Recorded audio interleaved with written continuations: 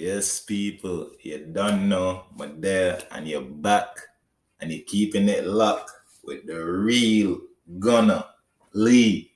Big up on yourself. I just want to say a huge congratulations to you guys, all the Yardie Army massive and making it to 100. Yep, that's 100 subscribers, people. Thank you guys for all taking the time to subscribe to my channel. The ones who like the videos, share the videos. It means a lot to me, and we're just gonna keep on moving. You know what I mean? 100. The next thing is 200, 500 grand, and we're gonna take it places. So, and I don't know the Yardie Army massive. All you guys who've been locked in with me from the very beginning. It's a milestone, and it's all thanks to you guys, liking my videos, sharing the stuff, subscribing. And if you subscribe and you still don't see my videos immediately when they come out, that means you just have to hit the notification bell and know the thing.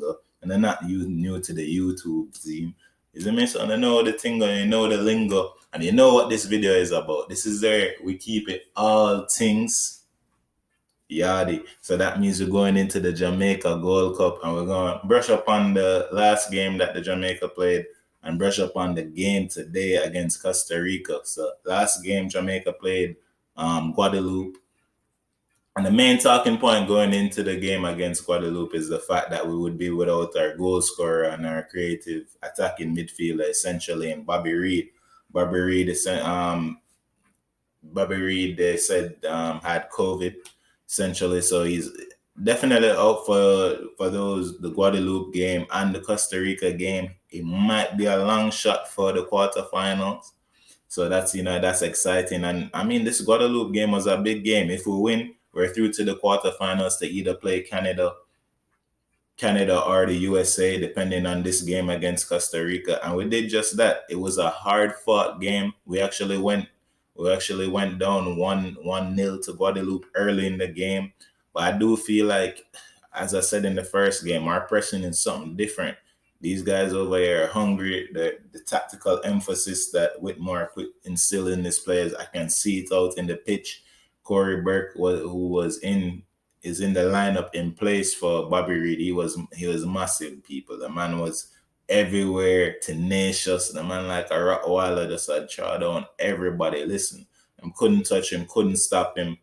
It looked like a man against boys sometimes, the way the man just, physically imposing strength, sticking into tackles. So big up to Corey Burke, because, we got the goal was conceded in the 4th minute. And you guys know how it was conceded. If you look at my last video, I was saying we are having issues with over-the-top balls. And there's a few times Suriname, got behind the defense. Why? But they, forward, along the defense, and were able to get shots off. But because of Blake, they weren't able to score, And Blake also had a really good game last game. And I think he was the man of the match for that game as well against Guadeloupe. And, that's how they scored in the 4th minute, against the runner play. We lose the ball quickly.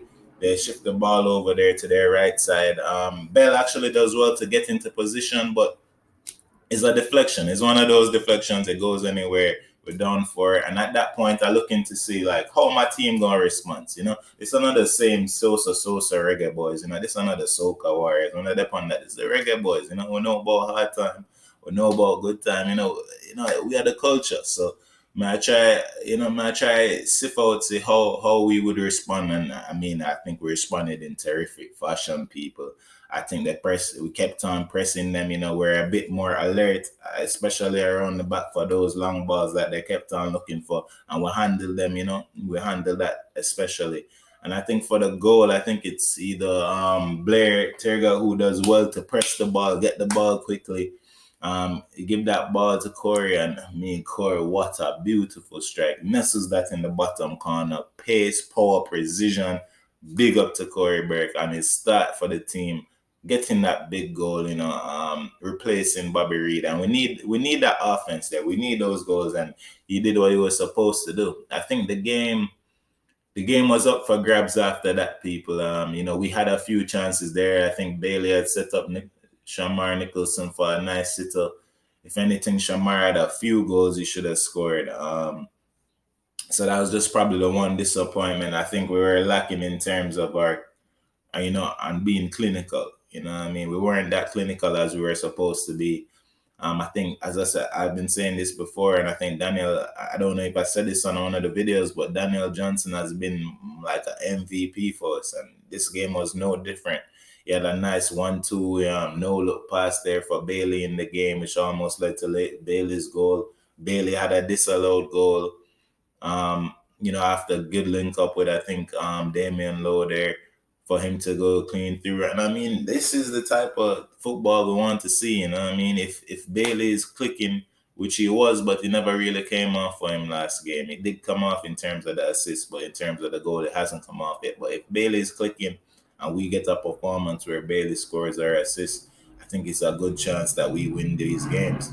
So, Bailey having a performance, really grinding out that performance. And I have to say a real big up to Tapa Whitmore, because Tapa made these changes that you needed to make. He made some smart changes. Put on Kamar Lawrence, give us that width, give us that, Taxi himself, bombing up the pitch, would give us that width.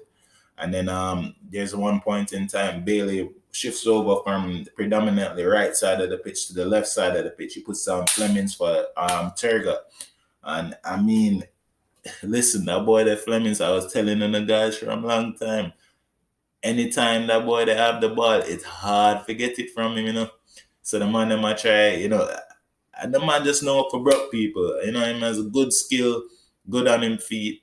I think Bailey takes the ball and takes like a short cross that goes into him. A lovely touch to control it. And I mean, about 3-4 man, the man broke. 3-4 man get broke, and the keeper, isn't it? Keeper should have ducked. Cause it ended up going at the goal, and I know how that stayed. 2-1 to Jamaica, 2-1 to the Reggae Boys. And I'm just excited about that. The goal came in the 87th minute. So against all of it, they're looking like it would have been a draw, and then it would have to eke out to see if we would actually make the quarterfinals. But it was a big time clutch, clinical play by Flemings, and a big up to him. And yes, 2-1, we end that game 2-1. A couple good performances, as I said. Andre Blake was there. Andre Gray came in for Shamar. I expect to see a bunch of changes for this Costa Rica game, although we want to win the game in order to play Canada instead of the USA. You're going to expect a bunch of changes because he wants to keep the guys healthy. So I would expect to see probably Taxi on the left back. I think Walker might play right back. I'm not too sure about that. You could see DJ Daniel Johnson, get some rest. I'd expect to see Speedy in the midfield for a start. I expect to see Gray. I think I would sit Nicholson after those misses. But then again, after those misses, the best thing to do is see him put the ball in at the back of the net. So I would think Bailey, because he's played so many minutes, he might get a rest too as well. And I just expect to see Flemings and Corey Burke still starting in these games, since they never started the first game. And Flemings being such a clutch player in the last game, he deserves to have this start, deserves to see how him can do, and if him can get himself on the scoring sheet again. So yeah, people, I'm excited. I'm very, very, very, very excited. Isn't it? Because at the end of the day, we're gonna play Costa Rica today. It's gonna be a big match. It's anybody game, in the last 20 something games, I think we only beat them must be 4 times or something like that. So Costa Rica, it's going to be a tough team, but this is a different Reggae Boy team. Theodore Whitmore is a type of coach that him holding these players to some high standards. It's not that we expecting to lose when we play Costa Rica. I think the expectation is actually for us to get a result. I think the expectation is the least for us to get a draw, and we won't be surprised if we win. It's kind of expectation. Based on Whitmore's comments, he doesn't believe we've played well in the first 2 games, and I kind of agree with him. I think we have the propensity to play down to our competition, but we also have the propensity to hopefully play up to the competition. And so it should be interesting to see how we go against Costa Rica. There will be massive changes, due to the fact that we're going to already be in the quarterfinals. But it would be good to play Canada instead of USA first. You know what I mean? So yeah, people. Again, I just want to say a big up big thank you to all the people, all of my subscribers. It really means a lot to me to get to 100. And this is my passion. This is what I like to do. I like to talk about football. I like to talk about my reggae boys. I like to talk about the Yardie Army.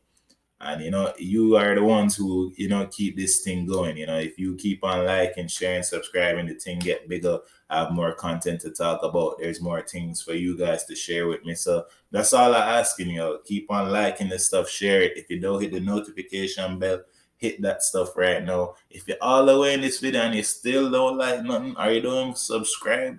Like, really? You still don't subscribe or don't like, fuck, come on. You see me? And I don't know the things that you're keeping it locked with me. You know who I be. That's the real gonna leave. And a big up. I'm out.